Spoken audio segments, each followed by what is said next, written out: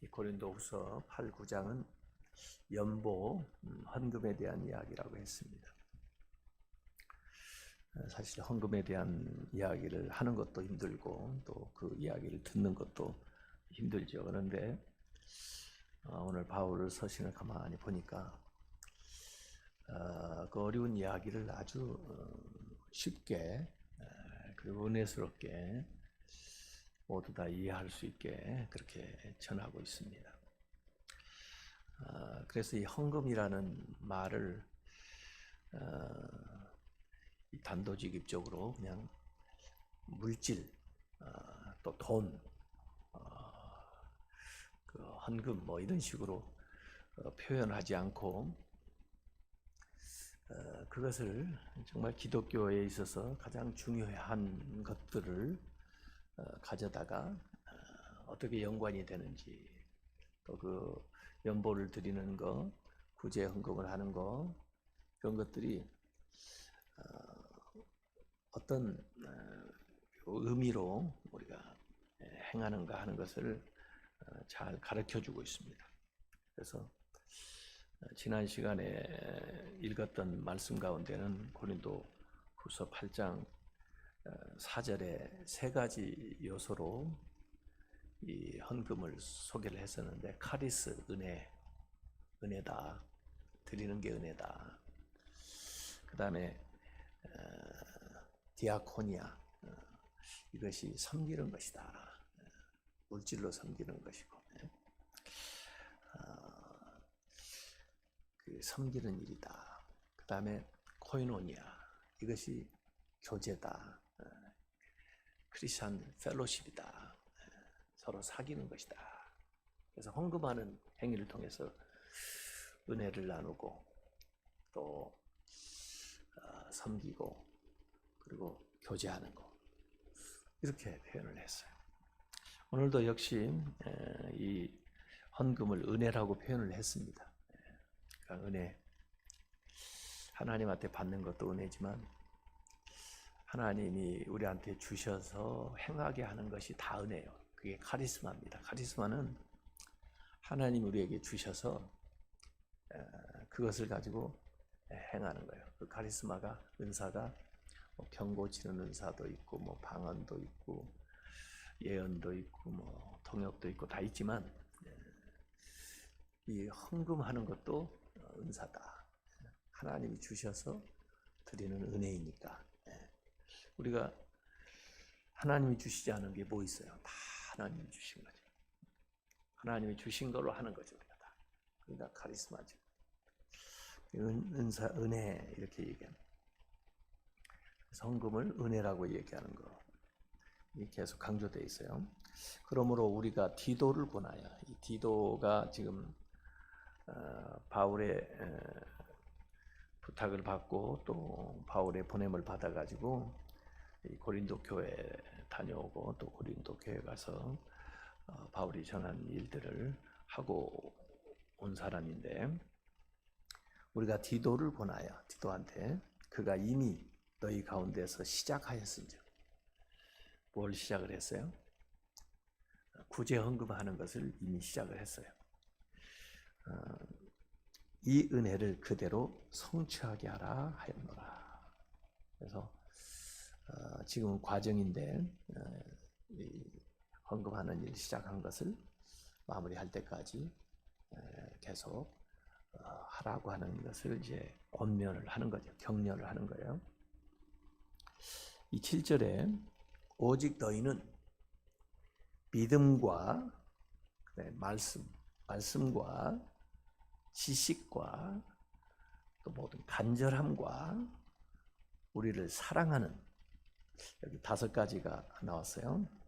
이게 풍성하다. 고린도 교회는 우리가 고린도전서 또 고린도후서까지 다 보면 어느 교회보다도 우리가 잘 알 수 있는 교회예요. 그 편지를 통해서 고린도 교회가 어떤 교회인가. 네, 사실은 말도 많고 탈도 많고 은사도 많고 약간 복잡한 일도 많고, 그게 고린도 교회에 보면, 고린도 전서에 보면은 계속해서 그들의 타당 짓는 일, 송사하는 일, 그 안에서요. 뭐 참 간음하는 거, 뭐 교리에 대한 다툼하는 거, 뭐 별의별 것들을 바울이 일일이 이 얘기를 하고 있는데, 하간에 바울이 그 고린도 교회에 있는 좋은 것을 여기다가 이 얘기를 우선 하고 있어요. 너희들의 믿음, 너희들 가운데 있는 그 말씀, 하나님의 말씀, 또는 너희들이 서로 행하는 그런 말, 지식, 하나님에 대한 지식, 성경에 대한 지식, 또 간절함, 하나님을 향한 갈망, 또 바울을 향한, 앞에 나왔죠. 바울을 간절히 사모하고 보기를 원하고 그 간절함, 또 우리를 사랑하는 사랑, 다 좋은 것들이에요. 그래서 믿음이나 말이나 지식은 아마 내면에 있는 것일 거고, 그게 이제 밖으로 이렇게 표현되는 게 이제 간절함, 사랑하는 거 뭐 이런 것들인데, 이게 풍성하다. 이런 것이 실제로 그렇게 풍성한데, 그 풍성한 것을 이 은혜에도 풍성하게 해라, 이렇게 얘기해요. 이 은혜에도 풍성하게 할지니라. 그러니까 이렇게 볼 수가 있어요. 진짜 너희들이 그 가지고 있는 믿음, 말씀, 지식, 간절한 것, 우리 사랑한다는 것이 정말 그렇게 풍성하다면 이 은혜에도 풍성해야 된다. 이걸 통해서 너희들의 그 마음에, 또는 너희들의 교회에 그것이 풍성하다는 것을 한번 증명해보라. 이렇게까지 볼 수가 있는 거예요. 그래서 8절에 내가 명령하는 말이 아니고 오직 다른 이들의 간절함을 가지고, 다른 이들의 간절함, 이 간절함이 계속 나오는데 이 간절함이 뭘 의미하나를 그때마다 조금 다를 수가 있어요. 다른 이들의 간절함은 마케도냐 사람들입니다. 마케도냐 사람들이, 앞에 예를 들었죠. 마케도냐 사람들이 아주 간절하게 이 돕는 일에 참여를 해가지고 그들이 참 본이 된다. 그걸 앞에서 지난 본문에서 소개를 했는데, 그들의 그 간절함 같이 너희들도 간절하다고 하니까 너희의 사랑의 그 간절함을 이걸로 증명해보라 이거죠. 증명하고자 합니다. 너희들의 사랑이 마케도냐들의 사람들의, 교인들의 사랑만 못지 않다고 하는 것을 이 은혜에 참여함으로써 한번 증명을 해보라 하는 거예요. 그래서 어떤 면에서 보면은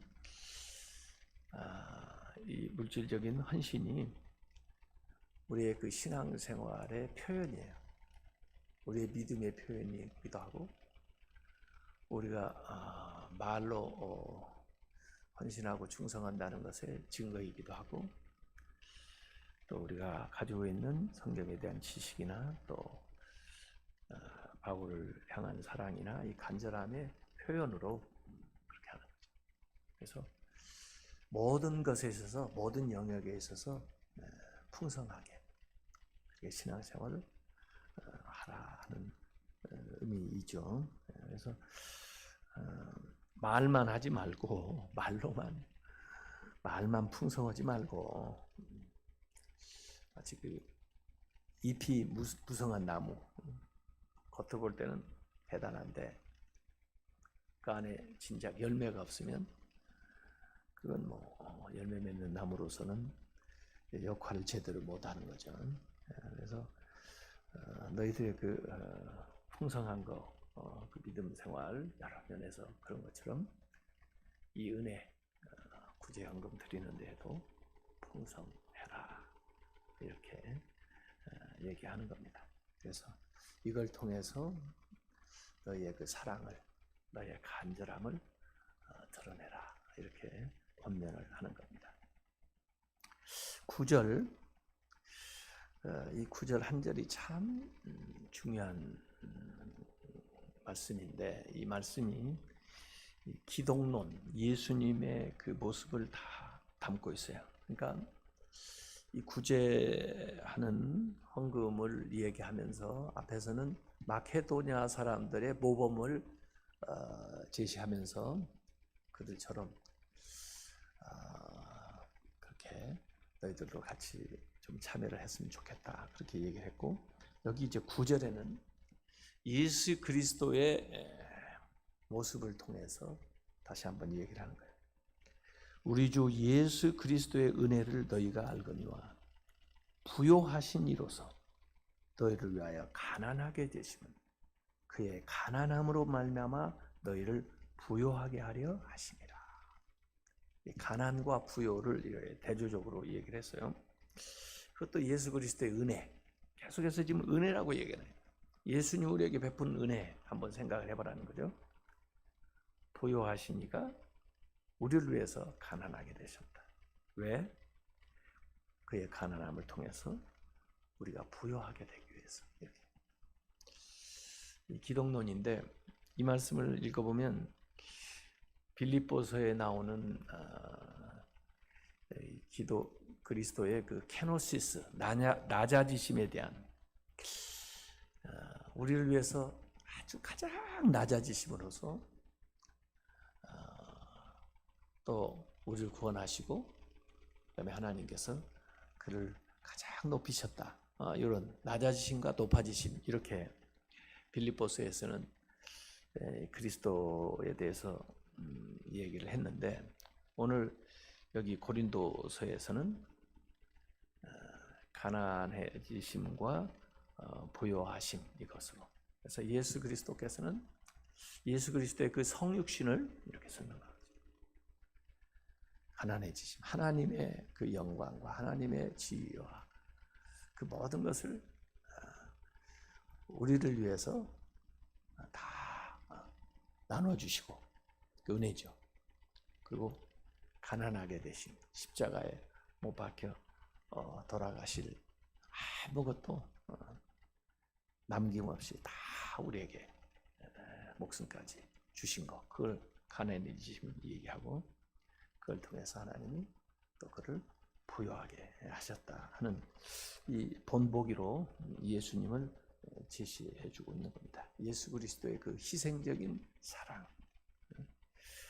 그래서 그 은혜, 우리의 모든 그 갚을 수 없는 죄의 값을 예수님이 다 십자가에서 감당해 주셨죠.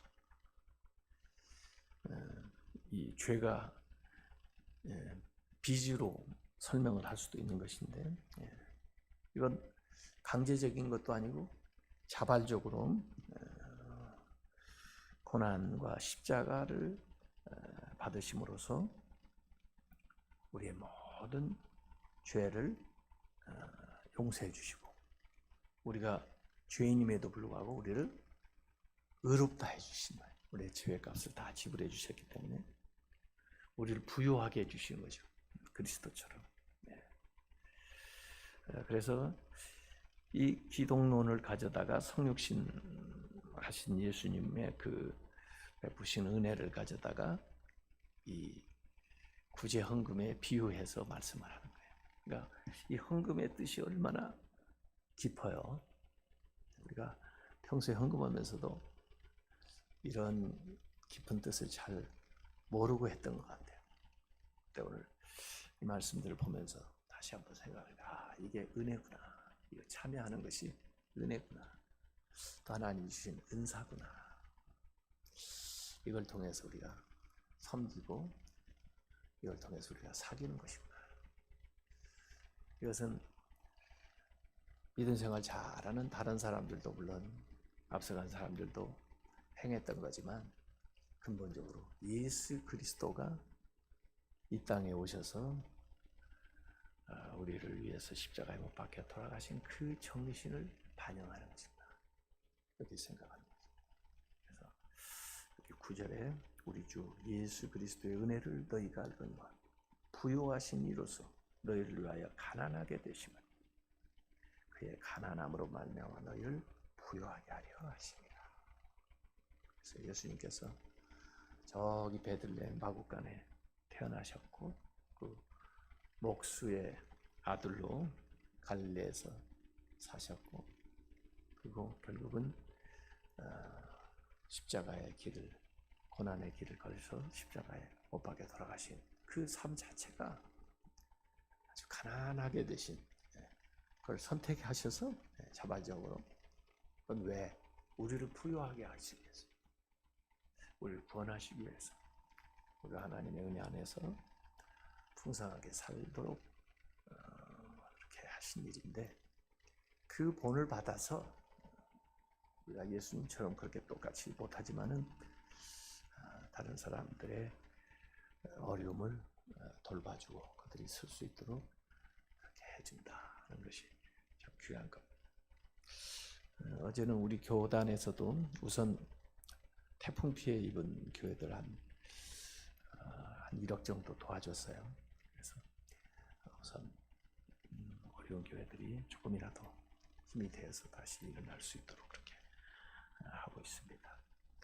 어려운 시기에 모두 다 어렵지만은 우리가 기도하면서 다른 사람들에게 뭔가 본이 되고 도움이 될 수 있는 일이 있을까 생각하면서 오늘도 또 내일 복된 주일 보내시기 바랍니다.